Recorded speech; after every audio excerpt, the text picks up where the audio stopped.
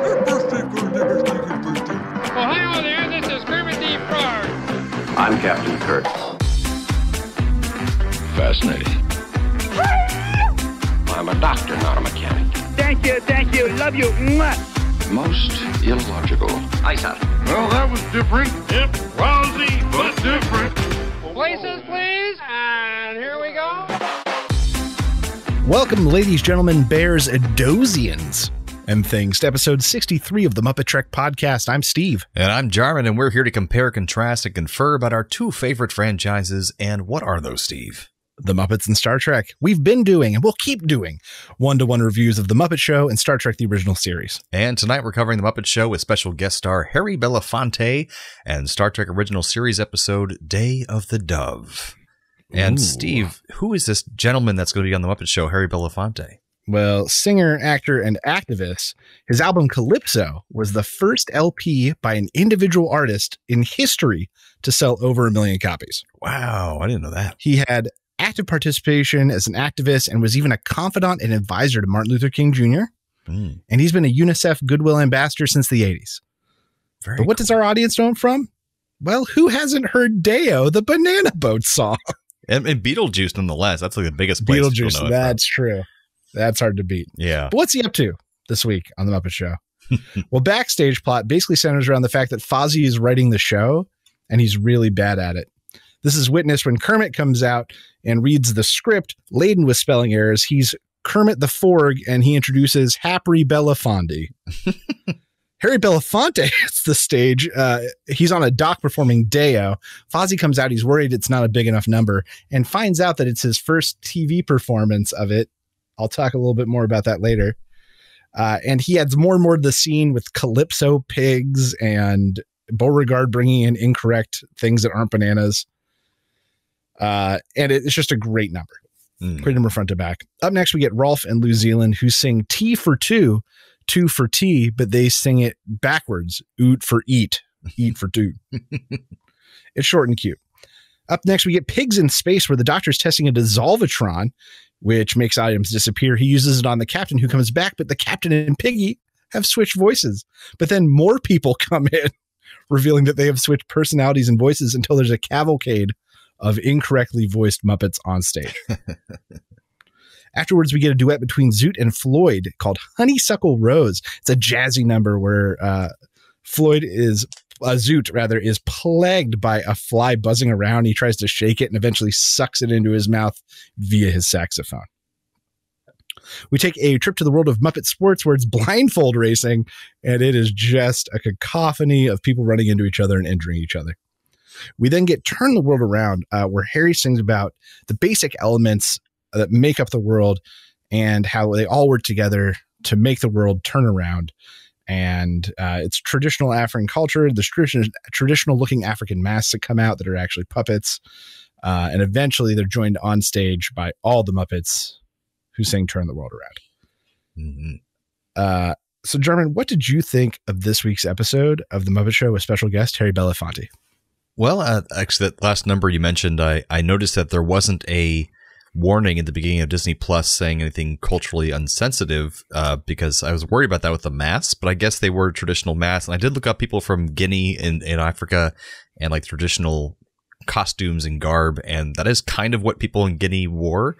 So it was actually culturally sensitive in the sense that it wasn't actually just mocking. And I don't think Harry Belafonte would have done it if he had felt it was insensitive. Right, exactly. And it probably was white Muppeteers that were there, but like they were wearing actually, the appropriate kind of like, the look basically. Right. But overall, I thought this episode was, even though I was thinking it's like it wasn't a traditional episode, and a lot of Harry Belafonte's numbers were actually very long. They were. They took up most of the episode. He was in most of the episode, and I thought that was really kind of cool actually, because he carried it very well because his acting was good. He was good interacting with the Muppets. And of course, he's just like, he's so joyful and fun just to watch and to see him perform, that this episode just like, it really kind of soared for me. I don't know, like it just, even though there wasn't that many of our traditional Muppet segments, he made this a great episode. And I'm glad you said that, because this is widely regarded one of the absolute best, including by Jim. Oh, nice. Who often had this included in retrospects of his work because he was really proud of this episode. Yeah, because they really tailored things to him too. Belafonte. And like the whole scene with the boat and everything, it was just amazing. I love that. Yeah, like they came out and he did what they do with a lot of these celebrities is they come out and they do their shtick first. So he comes out and does the Banana Boat song, but he doesn't just perform the Banana Boat, which he could do. It's a whole sketch. Yeah. With a great performance tucked into it. That's what Muppet should be. It was great. We do get a few staples. Like we get Pigs in Space, and not only a Pigs in Space, but a good Pigs in Space. Yeah, with like really cool thing of all the different voices with different Muppets, which is pretty cool. They're not all winner, the Pigs in Space. I loved I totally forgot. How did I miss this in my notes? The Harry Belafonte and Animal Drum Duel. Yeah, that was amazing. I missed it somehow. My summary. What am I thinking? I must have skipped over it. That is great. Harry Belafonte clearly got to do something he loves, but doesn't get to do that often. Yeah, just playing drums.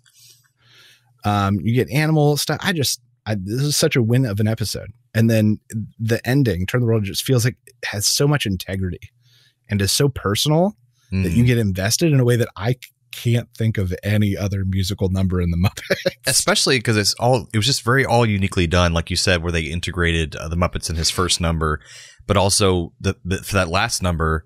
First, he talks about that number with Fozzie in regards to like what it means to how he goes about his writing process and how he talked to this person in Guinea to get to know the history of the country and what that meant to them.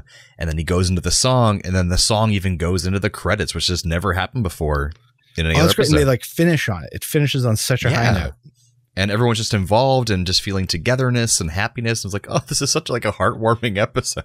And I think the other thing I felt that now that we're talking about it is I'm finally able to identify is that there's so many hosts we get that clearly they're stroking that ego as hard as they can. Yeah. And I didn't get an ounce of that in this. It was a collaboration, not a stroking of the ego. Yeah. Right. It was perfect. So I can tell you right now, both for nostalgia factor, because this is one of my favorites growing up, but now rewatching it, having rewatched all of these back to back, I can easily say this is top 5 without even having to think about what's already in there. Yeah, it was an example of, because before we had great episodes where it's like, oh, there's a great balance of the guest with Muppet stuff. Whereas this one's like the guest was so strong, the Muppets just integrated with him. And I was like, that's really cool. Like it was that strong. Look at it. Deo and Turn the World Around collectively were like half to 2/3 of the episode. Exactly. Those two numbers. That's never happened before. Entertaining. Yeah, that's never happened before. I think maybe the one slow moment in the entire episode was Harry Belafonte's drum solo in Turn the World Around. Maybe the one moment that goes on a little too long in the entire thing. Oh, I didn't even think about that, because I think the one slow moment for me was the bee buzzing into the saxophone number. It went a little too long for me. So like, okay, we get the gag, we get it. It's gone on a little too long. Can we move on, please? But other than that, I think it was fine. But yeah, just I'm not gonna say a perfect episode, but man, it's up there. Yeah, it's taking a top spot probably. So folks, all right, so music this week. Deo, the Banana Boat song. So they claim on this episode this is the first time performing on TV. Mm-hmm.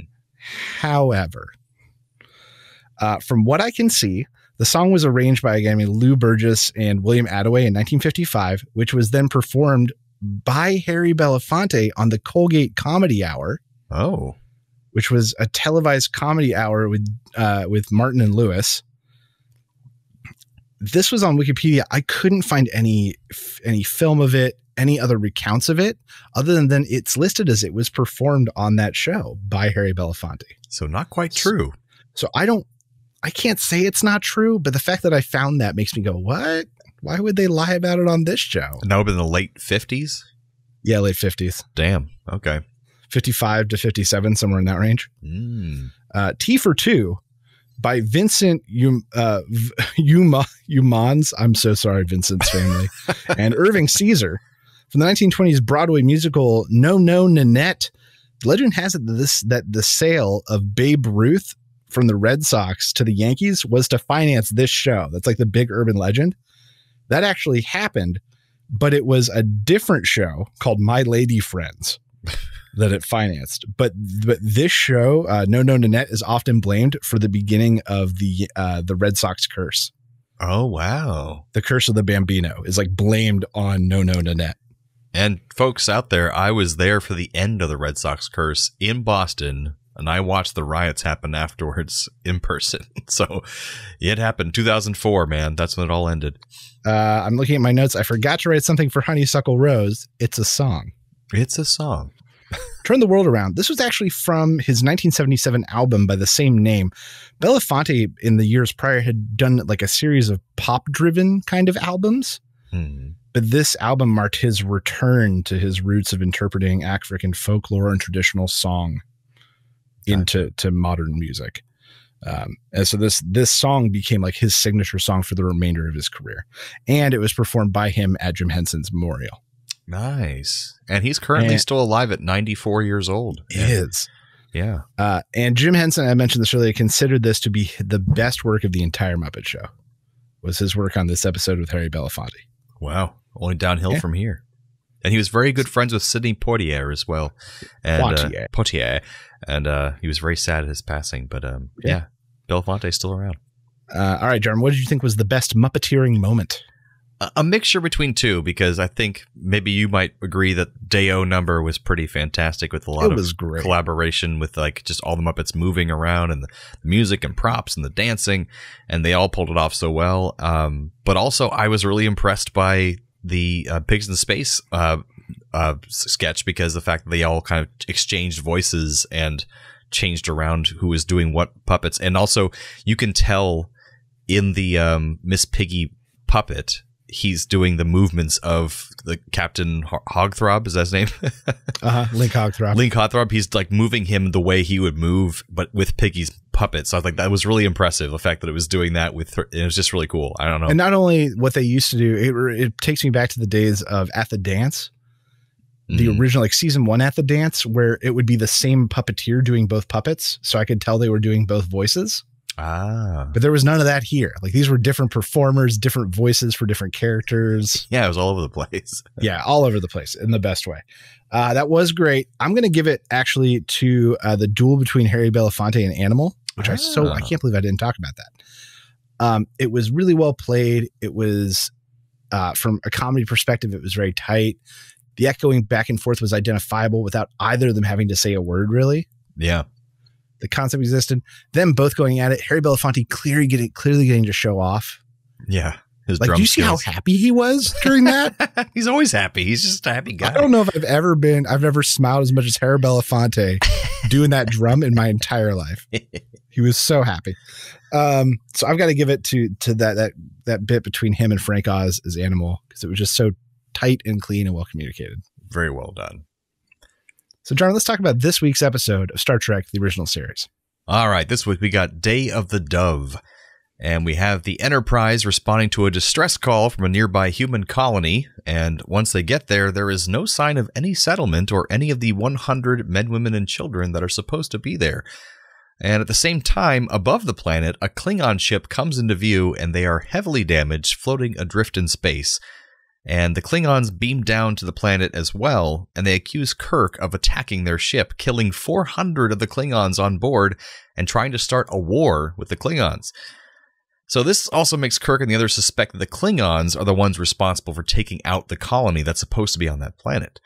So meanwhile, we as the audience see this strange energy orb floating around, like watching all of this, but the Starfleet and Klingon crew do not see it at the time.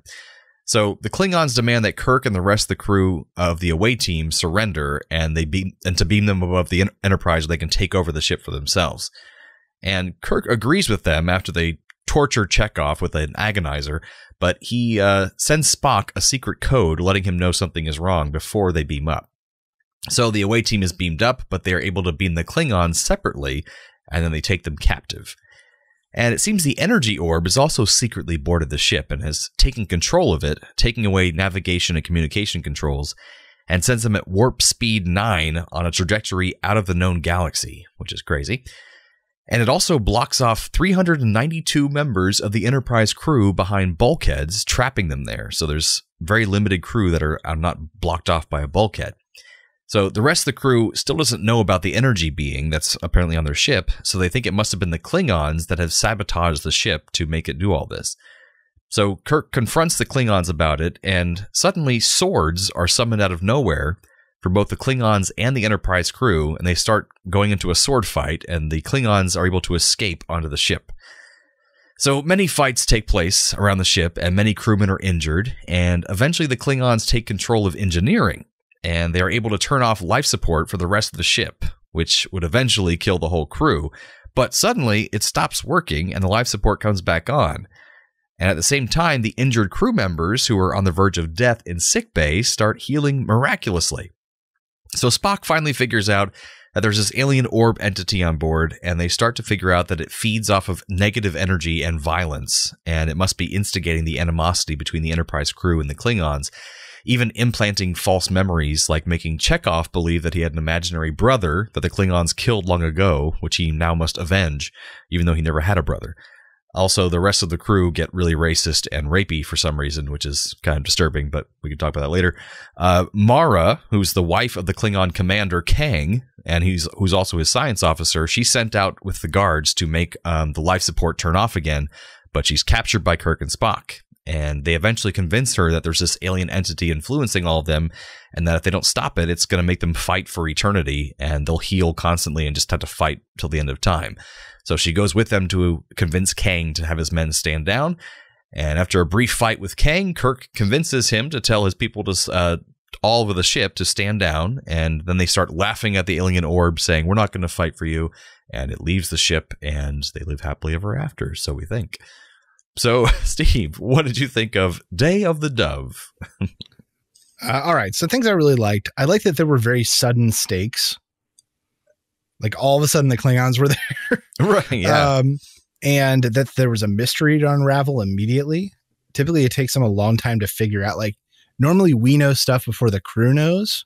Maybe that was the case here, but they immediately knew something was up.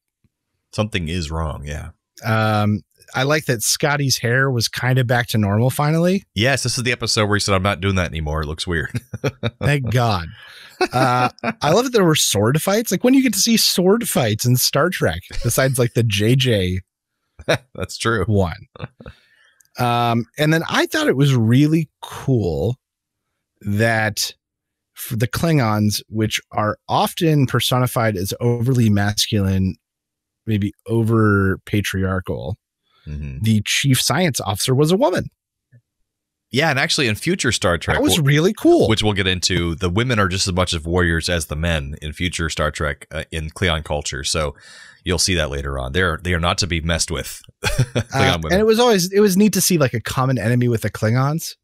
Because I don't know if we've really seen that yet. But maybe, the makings of them getting along finally here. Yeah, they have to stand up against a common enemy. Yeah.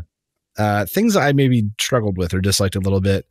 Once again, in a future where there's amazing medical technology and people get hit by energy beams and stuff, Bones is really just out of his depth with a couple of stab wounds.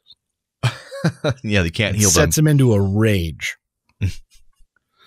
I hate Chekhov's hate for the Klingons is only overcome by his horniness. And that's like the rapey thing you talked about. Yeah. But I didn't notice that really anywhere else.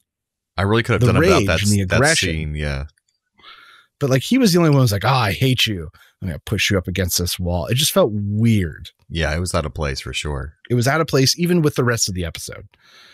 And some of Shatner's action choices through the episode were confusing. He moved from choppy and like when he was being overtaken, choppy and trying to convey he was barely holding it together against the violent impulses. And other times he's just happy-go-lucky Kirk, despite the fact that nothing has changed. Right. So he just made some inconsistent choices that I think communicated odd things through the episode. I kind of said something similar that I feel like it was a good idea for an episode. I think it could have been executed better because it's like I would have loved to have seen a more gradual, consistent descent into anger for each character, whereas it just was very, like you said, it was very back and forth. Suddenly they're very angry, suddenly they're fine. It went back and forth a bunch of times. It just wasn't very consistent. See, I don't think they even needed to do the anger amplification thing, and I think this would have been a perfectly fine episode.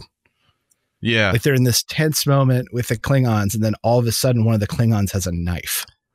He's got a knife, and then suddenly a crew member has a knife. He's got a knife, and then they're at it. They didn't need to amplify the emotions for that to happen. Yeah, just stoke some violence with some circumstance. And then it calms down, but then the next time, the thing is making it look like they're taking over the phaser banks or something. Yeah. It didn't need to have the amplification. They already hate each other. Because that makes it even more strange why they'd implant false memories to some people, but not others. Like, it just didn't really make a lot of sense. Inconsistent. Yeah. Not bad, but I was really hoping that we were going to have just one of the best episodes of Star Trek ever to go with Harry Belafonte. And I'm just sad it didn't end up that way. Yeah, it was kind of like a bad episode. It was mediocre. It was a mediocre. It's not the meat, Yeah, it wasn't one of the classics of all time, like Jim Henson said. So, do we have any more classics of all time coming up in season 3, or is the best behind us? We actually do. Okay. They all have weird names, so I can't tell. You'll see. There's some good ones in there. There's some solid episodes.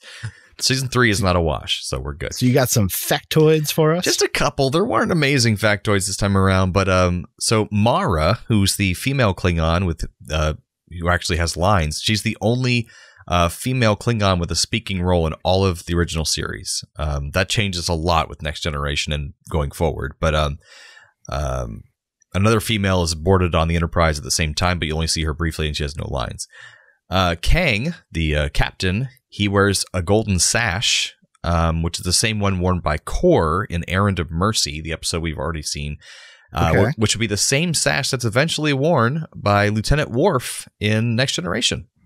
I thought it looked familiar, but I couldn't remember if I was remembering the right thing or not. Yeah, so Kor it was actually going to be Kor in this episode as well, but the actor who played Kor, he couldn't come back this episode due to scheduling conflicts, so they made a new guy named Kang with a new actor, and actually both Kor and Kang come back in future series, played by the same actors in Next Generation, Voyager, Deep Space Nine, one of those. They come back in those episodes. Kang here is one of the from The Simpsons, King and Kodos. Mm-hmm. This is where the Kang comes from. Exactly. And Kodos is also from another episode of Star Trek, which I think we already watched. Conscious of the King. I think it's the Shakespeare one. Yeah, the Shakespeare one. All right, we've covered both aliens now. We've done both episodes. The spinning alien orb entity effect was created with a child spinning windmill bought from a stand at Santa Monica Beach. So the visual effects supervisor, James Rugg, was told to be creative as the production budget for season 3 had been drastically cut. He bought it after noticing how it glistened in the sunlight and filmed it against a black velvet cloth from different angles, deliberately out of focus, turning with the help of a desk fan and with different gels on the spotlights. To help it make it feel unearthly and disguise what it was, he also undercranked the film in the camera to make it appear to spin faster, and the film was also run backwards. I just thought that was so crazy, all the crap they went through for that little stupid, we got to make this thing look weird. I know, and they did all that work, and it actually kind of worked out well. That's what you do on a budget. That's the creativity you get. So that's it for that episode. What do we have for Trek Connections, Muppet Connections this week? Well, Trek Connection, Muppet Connection. I've got a callback actually to the Petula Clark episode from season 1. I mentioned this then, but I'll mention it again. Yeah. Coming up in just a few episodes of the original series, we get Plato's Stepchildren, which features an interracial kiss between Kirk and Uhura, which at the time was a huge controversy. NBC really didn't want it aired or filmed even because just a few months prior, during a musical thing with Petula Clark and Harry Belafonte, she had put her hand on his arm in a romantic manner, and the South just blew up. Just blew up the South at this, of a white woman touching a black man in a romantic manner. And because that, NBC was super jumpy. And so that's coming up in just a few episodes. Harry Belafonte was one of Nimoy's inspirations for the creation of the Spock character. Believe it or not. Huh. With small, subtle movements, Nimoy had actually attended a Belafonte concert where Harry Belafonte did this piece where he stood motionless for 10 full minutes.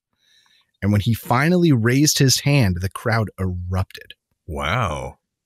So Nimoy based part of Spock on Harry Belafonte. I had no idea. I never heard that before. Michael Ansara, who played Kang, had multiple small roles in Macmillan and Wife, which featured season 1 Muppet Show guest Nancy Walker. He was also in an episode of Kojak, which featured Telly Savalas, who had a cameo in the Muppet movie. Telly Savalas has a lot of connections to these things. And then Susan Howard, who played Mara, she was on an episode of The Love Boat. Of what? Oh, there it is. And as we've mentioned many times before, many Muppet Show guests and Star Trek one-shot actors appeared on The Love Boat. Oh, so many. That's how many we have a soundboard thing for it. That's how many. That's how many. We have a soundboard thing for it. So German, I watched the same episode twice, right? Those were basically the same thing. I mean, we have in Pigs in Space, their technology is malfunctioning and their minds are altered. Just like on Star Trek, where the ship's equipment and all their weapons go awry and their minds are all affected by the alien. It's the same thing. I have the same thing, basically. Both feature personality changes. Yeah. The Klingons, the Federation getting all amped up, and then the Swine Trek crew switching up. That's true. And Belafonte and Animal have a drum battle, eventually leading to their demise on top of their drum sets, just like in the Star Trek episode, where if they keep on battling each other, their minds will eventually be destroyed as well. Both feature opposing factions learning about each other and their misunderstanding, both in the song Turn the World Around and then the Klingons and the Federation coming together. Oh, I like that. That's good. That's right. In Muppet Sports, the runners are all blind, so they can't see the finish line, just like on the Enterprise, where none of them will ever see the end of their fighting if they don't call a truce to stop it. Oh, man. I got to stretch out. We're reaching so far on that one. Yeah, pretty much. Both feature floating things that people can't get rid of. The crew and the ghost alien, and Zoot and the fly that annoys him. That's so true. Same episode. Oh, God, what's that? Transporter malfunction. Transporter malfunction. All right, here's the part of the episode where we transport one of the characters from one episode to the other and vice versa. Steve, what you got for us this time? I would like, from Trek to Muppets, I would like an assortment of Federation members and Klingons coming over to replace the tribal masks and singing about how they come from different worlds, but then coming together. Oh, that's really nice. I would have Miss Piggy transferring over to replace Kang, because I think she would make a fantastic and fearsome Klingon commander. I could see her in that outfit. My head, I could see her in that outfit. Just like battling everybody. Replace the Klingon and Federation sword fight with blindfolded runners, where they're just wearing their blindfolds and running at each other and hurting each other. I love that. And Bones like, they're just running into each other. We got bumps and bruises. So many people on sick bay. God damn it. Medicine wasn't meant to handle it, Jim. They're all blind. I have Kang transferring over to take the place of Belafonte, because it would just be so hilarious to replace the joyous and loving Belafonte with an angry, cold Klingon.